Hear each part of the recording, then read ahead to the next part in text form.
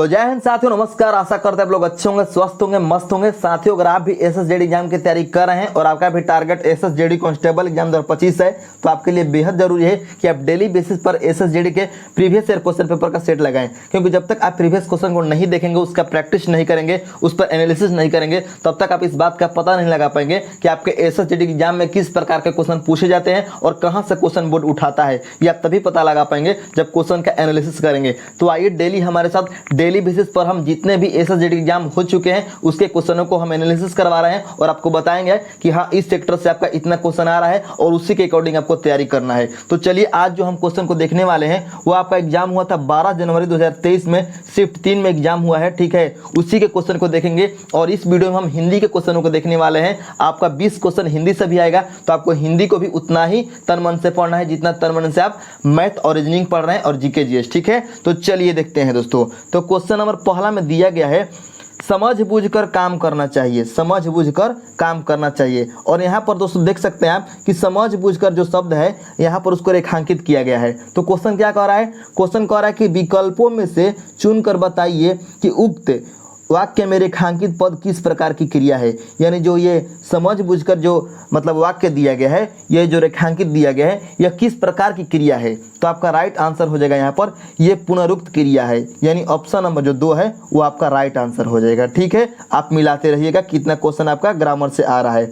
2 question आपका दिया है 2 नंबर क्वेश्चन में कि निम्नलिखित वाक्य में रेखांकित खंड के स्थान पर प्रयुक्त होने वाले सबसे उपयुक्त विकल्प का चयन कीजिए। और कहा जा रहा है यहाँ पर विनय के पुस्तक पढ़ी, और यहाँ पर कह रहा है कि मतलब रेखांकित शब्द पर मतलब उपयुक्त विकल्प का चयन करना है। तो विनय के पुस्तक पढ़ी, तो विनय के पुस्तक थोड़ी पढ़ी, ये यहाँ पर आपका हो जाएगा विनय ने पुस्तक पढ़ी। तो आपका यहाँ पर ने हो जाएगा, यानी ऑप्शन नंबर जो 1 है ये आपका राइट आंसर हो जाएगा। विनय ने पुस्तक पढ़ी है, तो मतलब यहाँ पर रेखांकित जो स्थान है, रेखांकित जो किया गया है, वहाँ पर आपका ने आएगा। ठीक है, तो देखिएगा। ठीक है, नेक्स्ट है आपका 3 नंबर क्वेश्चन, और 3 नंबर क्वेश्चन में दिया गया है, यथासंभव के लिए कौन सा वाक्यांश उपयुक्त होगा।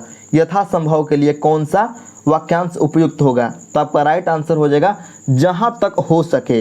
ये जो आपका वाक्यांश है इसके लिए आता है आपका यथासंभव, यानी जहां तक हो सके उसके लिए आपका वाक्यांश क्या आएगा? यथासंभव। ठीक है, नेक्स्ट है आपका 4 नंबर क्वेश्चन, और 4 नंबर क्वेश्चन में दिया गया दोस्तों, दिए गए शब्दों में से उचित शब्द से वाक्य पूर्ण करें। और यहाँ पर आपका शब्द दिया गया है, महानगरों में कई जगह कूड़े के डैश दिखाई देते हैं। तो कूड़े के क्या दिखाई देंगे दोस्तों? ढेर दिखाई देंगे। ठीक है, यानी इकट्ठा जब कूड़ा होगा तो उसको क्या कहेंगे? कूड़े के ढेर। तो ढेर का पर्यायवाची होता है आपका अंबार, यानी ऑप्शन नंबर आपका 3 राइट हो जाएगा। ठीक है, यानी यहाँ पर हो जाएगा आपका महानगरों में कई जगह कूड़े के अंबार दिखाई देते हैं। नेक्स्ट है आपका 5 नंबर क्वेश्चन, और 5 नंबर क्वेश्चन में दिया गया दोस्तों, निम्नलिखित वाक्य के किस शब्द में अशुद्धि है। निम्नलिखित वाक्य के किस शब्द में अशुद्धि है। और आपका यहाँ पर वाक्य दिया गया है, प्रत्येक छोटी मोटी विशेषता को देखनी चाहिए। तो कहा जा रहा है इसमें कहाँ पर अशुद्धि है? तो अशुद्धि है दोस्तों यहाँ पर देखनी, जो शब्द लिखा गया है इसमें अशुद्धि है। क्योंकि जो देखनी है ये आपका लिखा जाता है, यहाँ पर जो न है ये दीर्घिकार से लिखा जाता है। ठीक है, और यहाँ पर हर्षिकार से लिखा गया है, तो ये आपका गलत है, यानी अशुद्ध है। तो आपका राइट आंसर हो जाएगा देखनी, यानी ऑप्शन नंबर 1 आपका राइट आंसर हो जाएगा। ठीक है, नेक्स्ट आपका 6 नंबर क्वेश्चन। 6 नंबर क्वेश्चन में दिया गया है दोस्तों, निम्न में से किस वाक्य में कलह के सही पर्यायवाची शब्द का प्रयोग हुआ है। कलह के सही पर्यायवाची शब्द का प्रयोग हुआ है। तो आपका राइट आंसर हो जाएगा यहाँ पर, रतन और मयंक के बीच कल विवाद हो गया। देखिए दोस्तों, जो ये कलह शब्द है इसका पर्यायवाची होता है झगड़ा, यानी विवाद। ठीक है, तो विवाद का प्रयोग किस शब्द में हुआ है? तो ये हुआ है आपका ऑप्शन नंबर 3 में कि रतन और मयंक के बीच कल विवाद हो गया, अर्थात ऑप्शन नंबर 3 राइट आंसर हो जाएगा। नेक्स्ट है आपका 7 नंबर क्वेश्चन, निम्नलिखित में से किस वाक्य में तुलनात्मक विशेषण की उत्तम अवस्था के अशुद्ध रूप का उपयोग हुआ है। तुलनात्मक यानी तुलना करने वाला। तो चलिए देखते हैं कि किस में तुलना हो रहा है। तो यहाँ पर राइट आपका आंसर हो जाएगा, उसका स्वभाव कोमलतम है। यानी जो देखिए यहाँ पर आप देख सकते हैं कि ये जो कोमलतम दिया गया है ये कोमलतम होता है। ठीक है, ये यहाँ पर आपको हम बताना चाहेंगे कि ये कोमलतम होता है। ठीक है दोस्तों, न कि कोमलतम होता है, कोमलतम आपका होता है।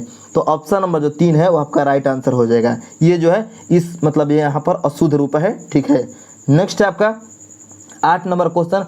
8 नंबर क्वेश्चन में दिया गया है निम्नलिखित वाक्य में रेखांकित शब्द का दिए गए विकल्पों में से कौन सा शब्द पर्यायवाची नहीं है। और यहाँ पर दिया गया है सरदार पटेल की प्रतिमा यानी मूर्ति लोहे की बनी है और यहाँ पर लोहे को रेखांकित किया गया है और कहा जा रहा है कि इसमें से कौन सा रेखांकित पद की पर्यायवाची नहीं है। तो रेखांकित किया गया है लोहा यानी लोहा का पर्यायवाची इसमें कौन नहीं है। तो लोहा का पर्यायवाची आपका आहन होता है, अयस होता है, लौ होता है, लेकिन जो लाह शब्द है ये लोहे का पर्यायवाची नहीं है, अर्थात आपका यही राइट आंसर हो जाएगा। ठीक है, नेक्स्ट है आपका 9 नंबर क्वेश्चन और 9 नंबर क्वेश्चन में दिया गया दोस्तों निम्न वाक्य में रेखांकित शब्द समूह के लिए सर्वाधिक उपयुक्त विकल्प चुनें। निम्न वाक्य में रेखांकित शब्द समूह के लिए उपयुक्त सर्वाधिक उपयुक्त विकल्प चुनें। और यहाँ पर दिया गया है तुम्हारा अपराध क्षमा किए जाने योग्य है और यहाँ पर रेखांकित किसको किया गया है, क्षमा किए जाने योग्य। तो क्षमा किए जाने योग्य के लिए उपयुक्त आपका शब्द होता है वह होता है क्षम्य, यानी क्षम्य का अर्थ होता है कि जो सजा क्षमा किए जाने योग्य है उसको क्षम्य कहते हैं। ठीक है, और अक्षम्य किसे कहते हैं, जो क्षमा नहीं किया जा सके उसे कहते हैं हम अक्षम्य। ठीक है, नेक्स्ट आपका 10 नंबर क्वेश्चन और 10 नंबर क्वेश्चन में दिया गया है वाक्य में रेखांकित अंश के लिए उचित मुहावरा दिए गए विकल्पों में से चुनिए। वाक्य में रेखांकित अंश के लिए उचित मुहावरा दिए गए विकल्पों में से चुनिए। और यहाँ पर दिया गया है न माया मिली न राम वह कहीं का नहीं रहा। तो यहाँ पर रेखांकित किसको किया गया है, तो रेखांकित किया गया है कहीं का नहीं रहा। तो कहीं का नहीं रहा उसके मतलब होता है न घर का न घाट का, यानी घर का न घाट का। इसके लिए एक शब्द आता है न घर का न घाट का, यानी वह कहीं का नहीं रहा। तो ऑप्शन नंबर 4 आपका राइट आंसर हो जाएगा। नेक्स्ट है आपका 11 नंबर क्वेश्चन निम्नलिखित में से किस वाक्य में अग्रज, अग्रज का होता है अर्थ बड़ा, अग्रज के सही विलोम शब्द का उपयोग होता है। ठीक है, उपयोग हुआ है। तो अग्रज का विलोम यानी क्या होता है, अनुज होता है। तो अनुज का जो उपयोग है वह किस शब्द में सही से हुआ है। तो आपका राइट आंसर हो जाएगा मोहन मेरा अनुज है, यानी मोहन मेरा छोटा भाई है। अग्रज का अर्थ होता है बड़ा भाई, अनुज का अर्थ होता है छोटा भाई। तो ऑप्शन नंबर 4 आपका राइट आंसर हो जाएगा। नेक्स्ट आपका 12 नंबर क्वेश्चन निम्न में से शुद्ध वाक्य का चयन कीजिए, शुद्ध वाक्य का चयन कीजिए। तो आपका राइट आंसर हो जाएगा यहाँ पर उन लोगों की मनोवृत्ति ठीक नहीं लगती। ये आपका जो वाक्य है ये बिल्कुल शुद्ध है।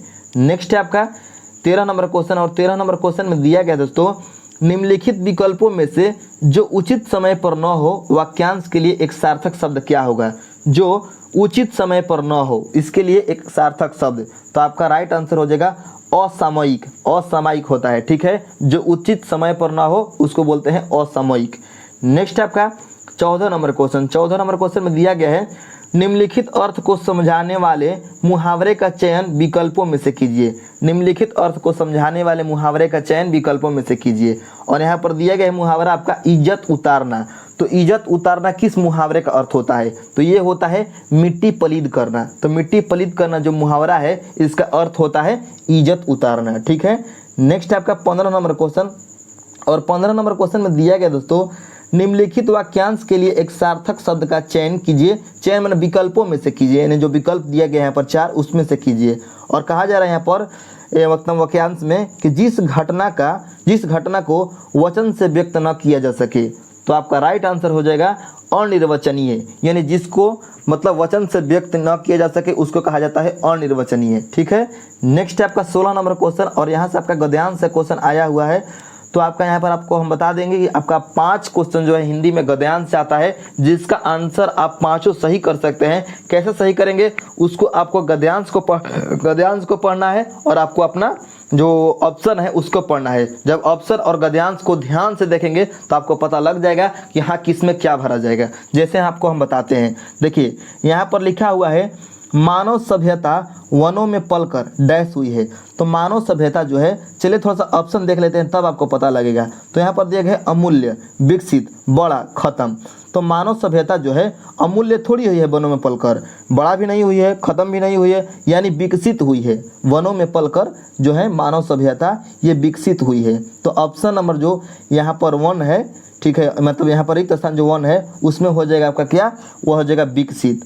अब चलिए थोड़ा सा भरते हैं हम क्वेश्चन नंबर 17 में रिक्त स्थान 2 को। तो रिक्त स्थान 2 में कह रहा है कि आदि मानव का जन्म वहीं हुआ था, वहाँ के वृक्षों के फल डैश ही वह बड़ा हुआ, यानी क्या खाकर बड़ा हुआ, तो मतलब वहाँ के फल। तो देखिए ऑप्शन में खाकर आपका दिख रहा है, तो ऑप्शन नंबर जो आपका 1 है वो राइट आंसर हो जाएगा रिक्त स्थान 2 के लिए। नेक्स्ट आपका 18 नंबर क्वेश्चन, और 18 नंबर क्वेश्चन में कह रहा है कि रिक्त स्थान 3 को पूर्ति कीजिए। तो रिक्त स्थान 3 में क्या दिया गया है, भारतीय डैश के अधिकांश महान ग्रंथ ऋषि मुनियों द्वारा, यानी भारतीय किसका, तो भारतीय संस्कृति का, यानी ऑप्शन नंबर आपका 3 हो जाएगा किसके लिए, रिक्त स्थान 3 में। ठीक है, नेक्स्ट है आपका 19 नंबर क्वेश्चन, और 19 नंबर क्वेश्चन में कहा जा रहा है दोस्तों कि रिक्त स्थान 4 को भरिए। तो रिक्त स्थान 4 में दिया गया है कि मुनियों द्वारा डैश में ही रचे गए, तो कहाँ पर रचे गए, तो तपोवन में, यानी तपस्या करने वाले वन में, तपोवन में रचे गए। नेक्स्ट है आपका 5 नंबर में, तो 5 नंबर में यहाँ पर भरना है। तो 5 नंबर में क्या क्या दिया गया है, संभव, तत्पर, सहज और विचरण।